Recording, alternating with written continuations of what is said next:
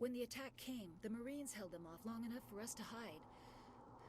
They gave their lives to save us. No one is saved. The age of humanity is ended. Soon, only ruin and corpses will remain. What's wrong with your assistant? Manuel has a brilliant mind, but he's always been a bit unstable. Genius and madness are two sides of the same coin. Is it madness to see the future? To see the destruction rushing towards us? To understand there is no escape? No hope? No. I am not mad. I'm the only sane one left. Say goodnight, Manuel. You cannot silence the truth. My voice must be heard. Oh my God! What did you do? That might have been a little extreme, Commander. Kicked its ass. Mass Effect is an original sci-fi RPG game that was developed by BioWare, a now infamous developer that used to be cherished for their great storytelling and writings that they used to have in their games.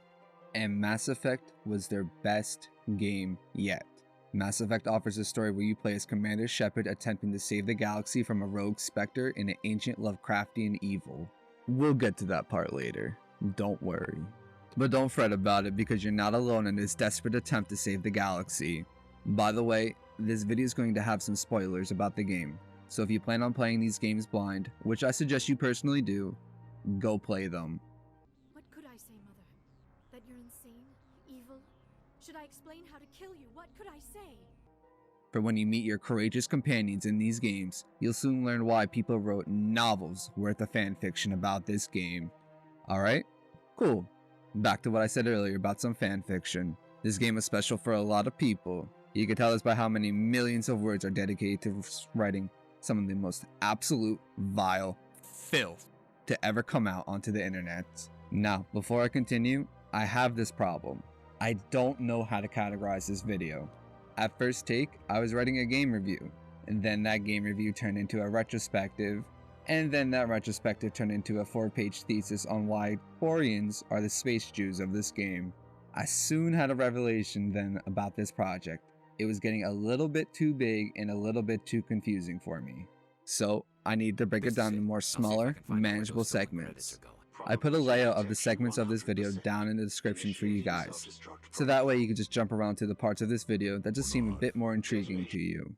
So that takes care of that problem, but how do I label this video? Well, for my sake and personal reasons, this is one of my chronicles, and this one is titled Deep Space Daddy Issues. Alright, now most of you are going to be playing the remastered version. You can get the remastered or the original release on Steam, GOG, and Origin. But if you're playing the originals, here's a few mods I suggest you use. First is the Mass Effect Updated Improved Texture mod. These just upgrade Mass Effect's textures to be on par with Mass Effect 3, which really helps for that immersion. A second mod is the Ultra Widescreen patch. It just fixes UI scaling for the widescreen monitors. Just make sure to follow the mod installation closely. My text boxes started to social distance themselves, which didn't allow me to enjoy the nice flavored text of these planets. Good? Okay, let's create our Shepard. Alliance military database. Classified information requested. Your first choice is to choose between male Shepard or female Shepard, aka FemShep. This ultimately affects who you're able to cock your gun with and a few minor flavor differences. For my personal recommendation, if you plan to roleplay as a galactic boy scout saving space kittens from Reapers, then choose male Shepard. He seems like a cuck. FemShep is your renegade anti-hero. She speaks with a cold tone and blunt expression. You've already lost your husband. Are you gonna let your grief endanger the baby too?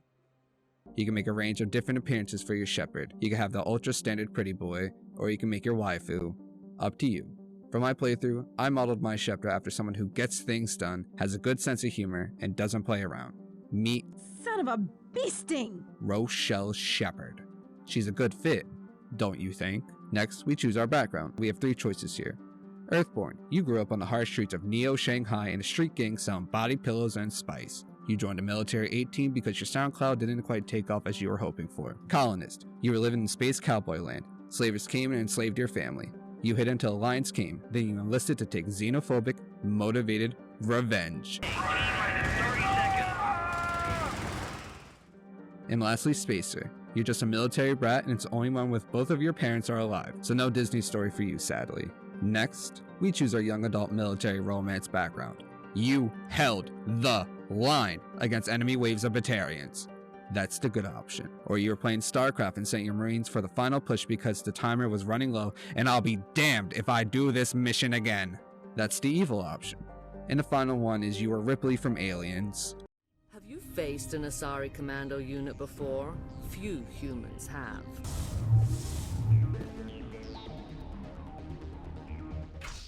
Mass Effect has space magic in it. Wait, what? Yes, Mass Effect has space magic in it called biotics. Biotics are just basically telekinesis fluffed up by sci-fi midichlorian jumbo. Your space magic powers include getting to fling people every 3 minutes, throw gravitational singularities at people, and you can give yourself an OP shield. Throw some cooldown add-ons to your character, and you'll truly be a space wizard at the end of this game. Now, this is a sci-fi game though, so we have to have some cool tech abilities as well. And there's only 3.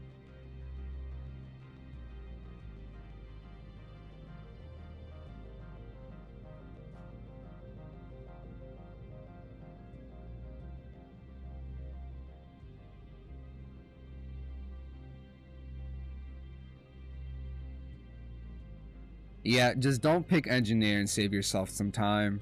Doing just pure tech is just doing yourself a disservice compared to biotics and soldier. Soldier is for our Xbox Modern Warfare 2 gamers out there. You don't need that pussy space magic or to be a part of those tally romancing virgins. You just need gun. You get to use shotgun,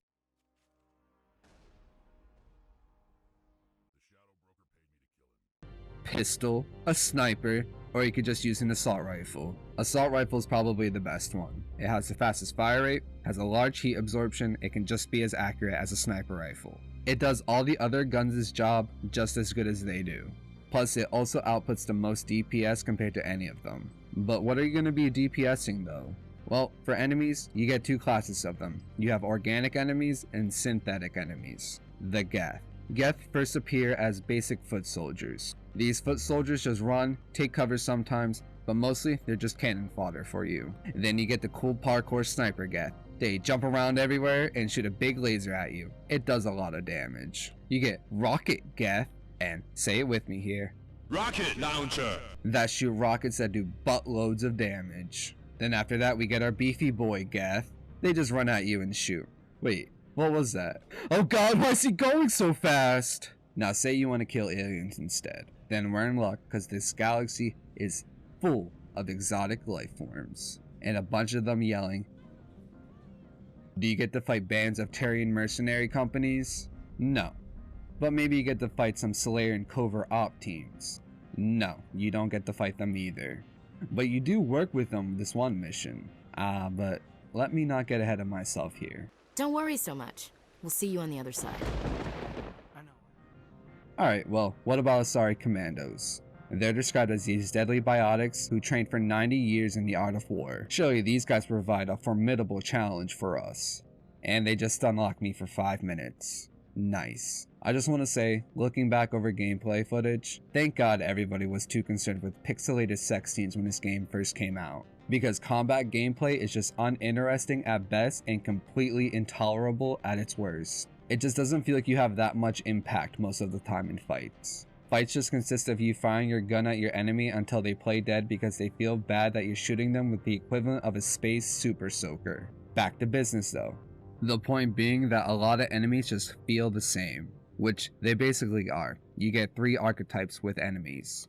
The basic grunt, i.e. your standard Geth soldier or human, Turian, Solarian mercenary. They hide behind cover, beeline towards you, and the organics sometimes throw biotics at you. Geth make up for this by having rocket launchers. I'll let you guess which one hurts more. Your next archetype are snipers. Like usual coward selves, they sit in the back and they shoot at you. The Geth snipers mix it up though by jumping around everywhere and jamming your map.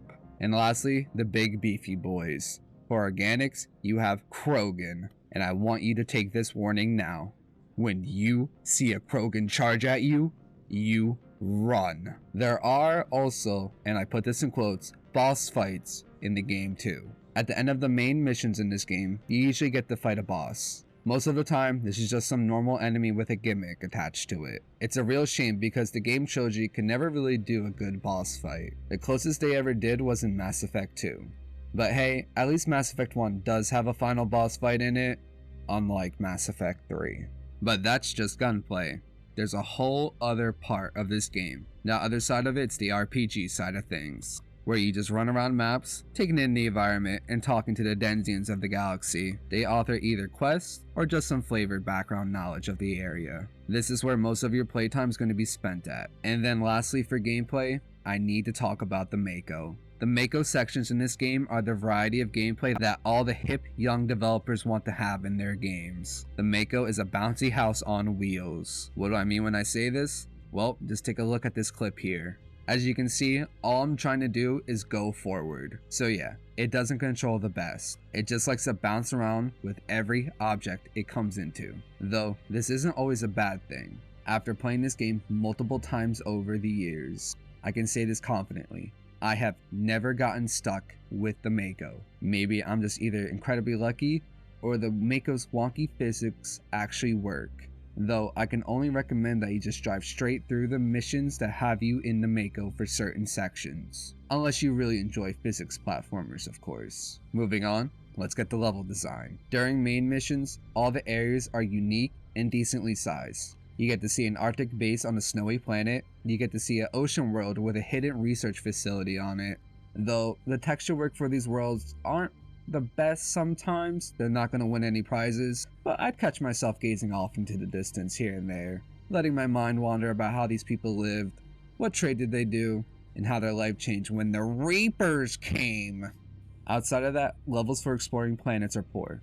The maps look like they were designed by Counter-Strike 1.6 map maker. Just a ton of hills and a bunch of steep inclines that you think you can't possibly climb at all. But if there's one thing that the Bethesda games have taught me, all a potential mountain climber needs to do is just go diagonal up the hill. It's basically like swimming across a river with a strong current. And lastly, let's talk about the areas with side quests. Side quests are going to take you to 4 areas. You have the spaceship map, which is used the least. And you have the underground tunnel, which is all brown. And you have the best map ever, the building map. You're going to be seeing the same 2-story building for most of your side quest missions. They just rearrange all the furniture each time you come back to visit this area. And lastly, you have the underground labs. They're just a big room with 2 little rooms that has all the mission goals in those little rooms. Speaking of goals though, let's actually talk about the point that everybody probably clicked onto this video. The story.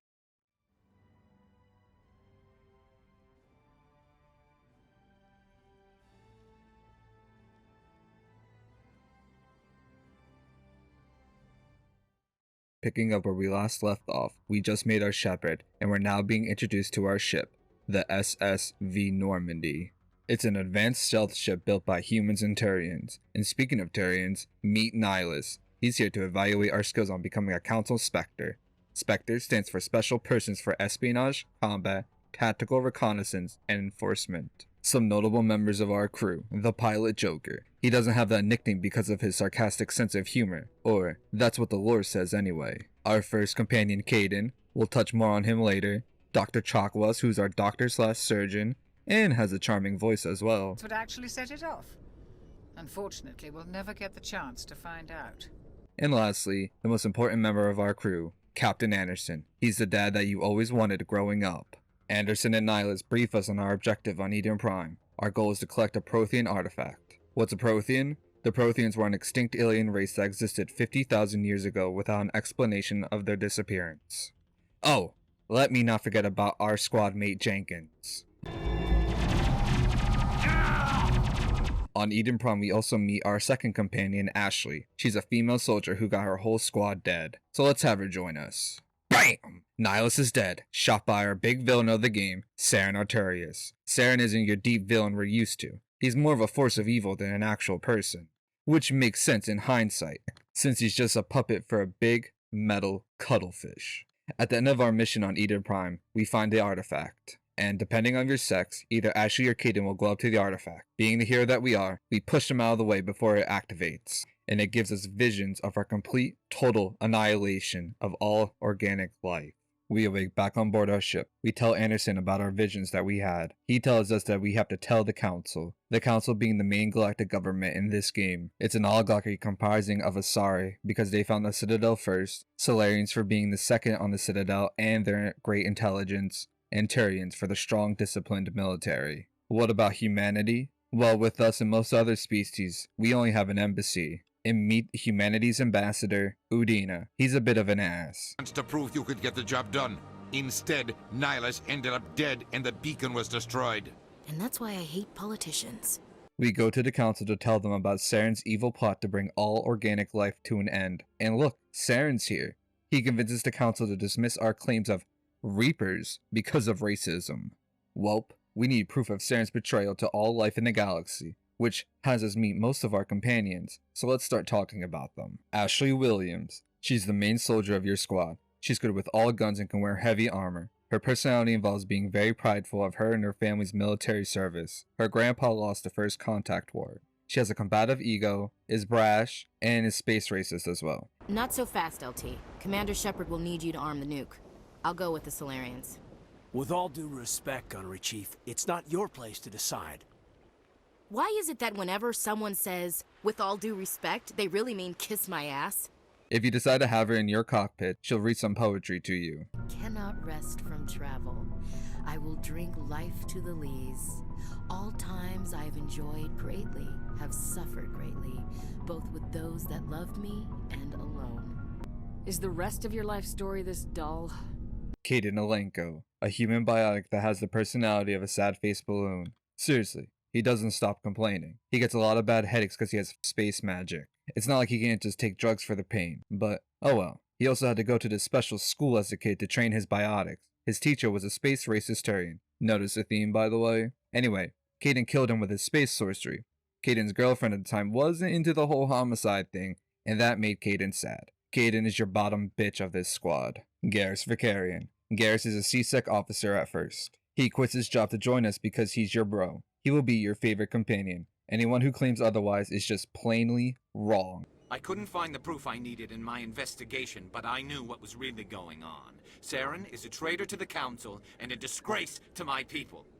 Welcome aboard, Garrus. Just like his accuracy with a sniper rifle, his dry sarcasm is just as accurate. Why do people always assume we enjoy putting ourselves in harm's way? He's your protege too. You can influence him to be optimistically uncompromising, or ground him in the harsh reality that compromises are necessary and having morals are just a luxury in this cruel, gray world. In my opinion, Saren's too dangerous to be kept alive. Too much could happen. He could escape, or the Council might let him go. If we find him, when we find him, I say we make sure we stop him permanently. Not Rex. You want me to arrest you? I want you to try. Rex is your first meeting with a Krogan. What's a Krogan? They're living tanks. They like to fight, establish dominance, live by tradition, and get kicked out of places like the womb. Rex is an old Krogan soldier. He's beefy, got magic, blunt, wise, and has the best comments in the game. Aren't you at all worried about what will happen to the Krogan? What the hell do you want me to do about it, Shepard? Tally. Tally is for all the weebs and computer science majors out there. She's nerdy, quirky, into all the technical stuff. She'll also bore you to death about how the Quarians need their own proper home and that they're not thieves. Don't listen to her propaganda. We were essentially using them as slaves. It was inevitable the newly sentient Geth would rebel against their situation. We knew they would rise up against us, so we acted first.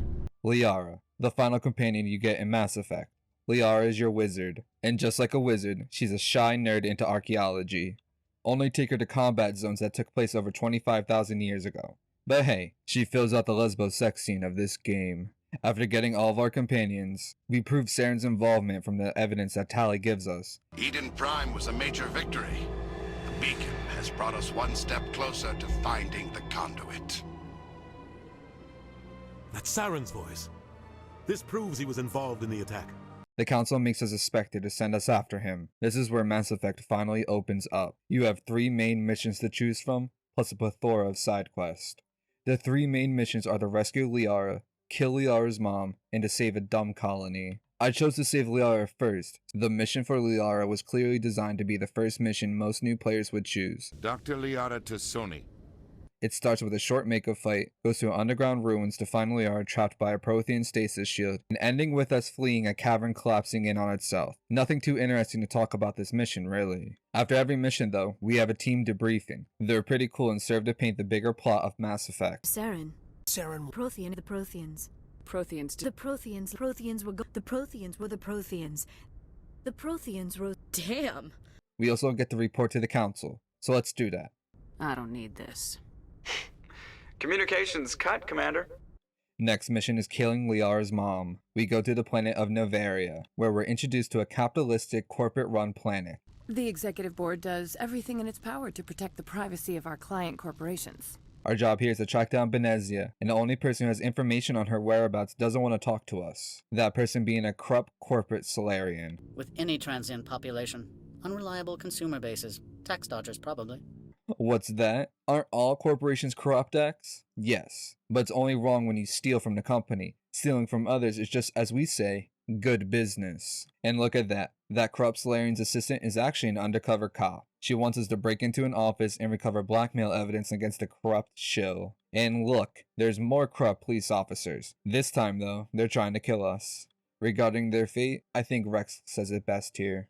You're breaking the law for bribe money. You know what we do to dirty cops on my world?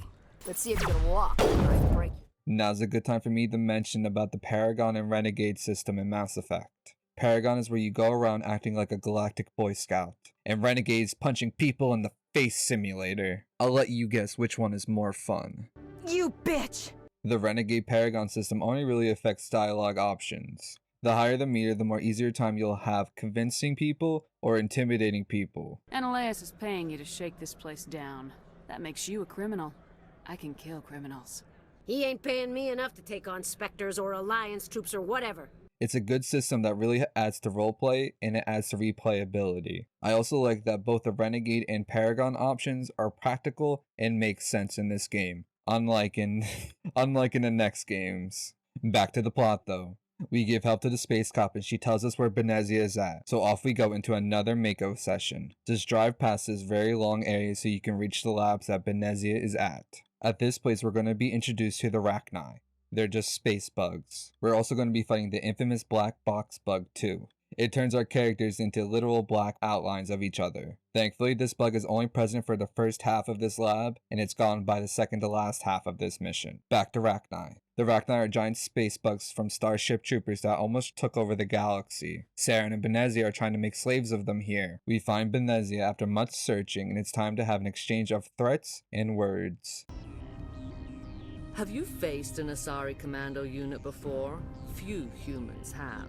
After defeating Benezia, she explains how Saren has mind control powers. That's why she was acting so cartoonishly evil in the cutscenes. Before we leave here though, we have a choice to make. To save or kill all the Rachni. All I'm gonna say here, you might want to try to make the most allies before the Reapers come. After completing 2 missions, you get to go to Vermeer. Our goal is to destroy a secret cloning base built by Saren. This is one of the biggest missions in the game. The lively scenery here on this planet serves as a good contrast for all the death that's gonna happen. You meet with a squad of special tactical group of Solarians known as STG. They're here to nuke the base and that's why you're here in the first place. Saren's base is heavily fortified and needs an army to penetrate it. Instead, the Council only sends us.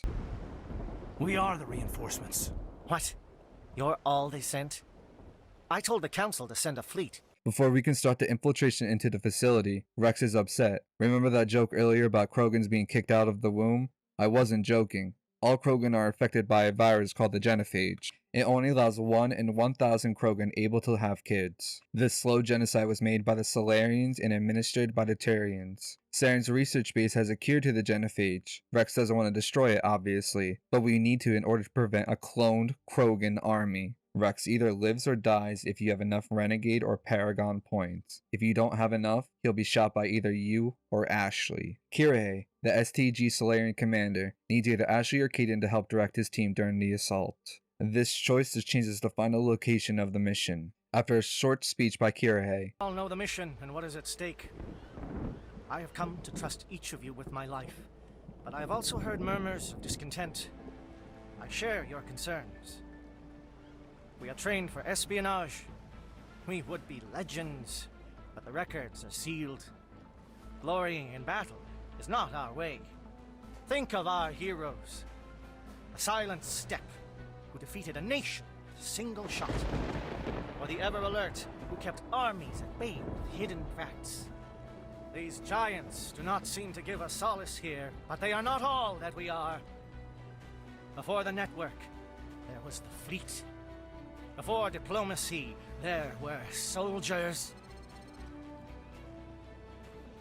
Our influence stopped the Rachni, but before that, we held the line. Our influence stopped the Krogan, but before that, we held the line. Our influence will stop Saren. In the battle today, we will hold the line. It's time to make our way, but not after reassuring our squad that we'll be A-OK at the end of this. Don't worry so much. We'll see you on the other side. I know, I just wanted to say that it's been an honor serving with you, Commander. During the first phase of this assault, there's an important side objective. Keeping Captain Kirihei alive by disrupting the Geth. In order to keep Kirihei alive, you have to shoot Geth communications relays in the fueling station. Good luck with the rocket Geth too. After infiltration, you have the second best conversation in the game with Saren's ship, Sovereign. Turns out that Saren's flagship is an actual Reaper. Who would have guessed? There is a realm of existence so far beyond your own, you cannot even imagine it. I am beyond your comprehension. I am Sovereign. Sovereign isn't just some Reaper ship Saren found. It's an actual Reaper. Reaper, a label created by the Protheans to give voice to their destruction. In the end, what they chose to call us is irrelevant. We simply are.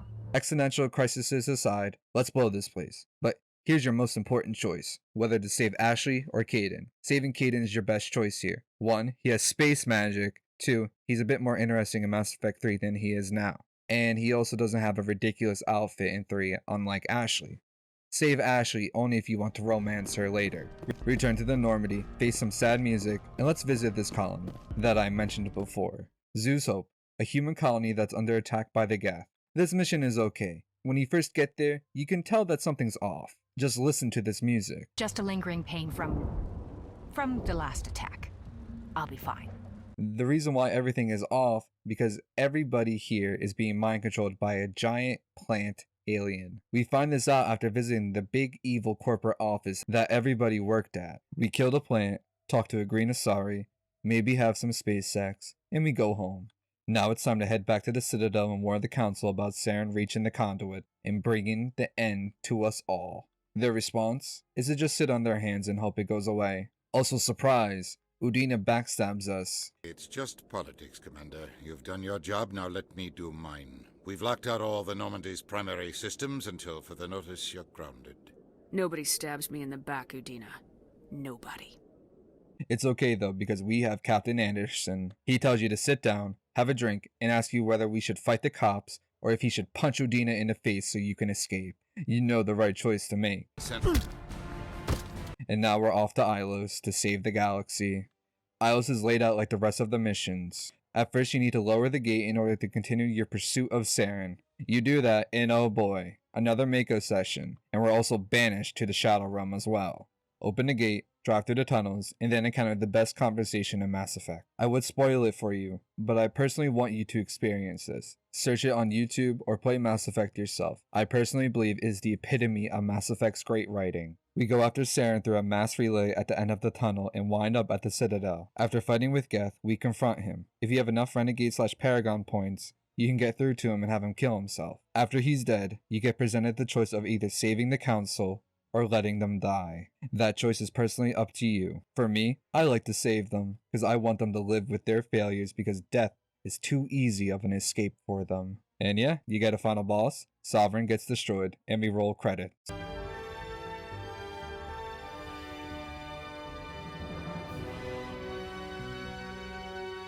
I first played this game when I was 12, and it quickly became my favorite game until Mass Effect 2 came out later. Why is that though? Well, there's a love and passion into this game. Look at all the codex entries and snippets of banters from your companions. Alright, we just need to find this creature and determine what it... This was not covered by my training manuals. Most games don't have that detail to them anymore, that love to them anymore. And I want to end this on a personal note. I was lonely as a kid when I first played Mass Effect. Mass Effect offered me a break from that loneliness, and maybe it can offer that to one of you.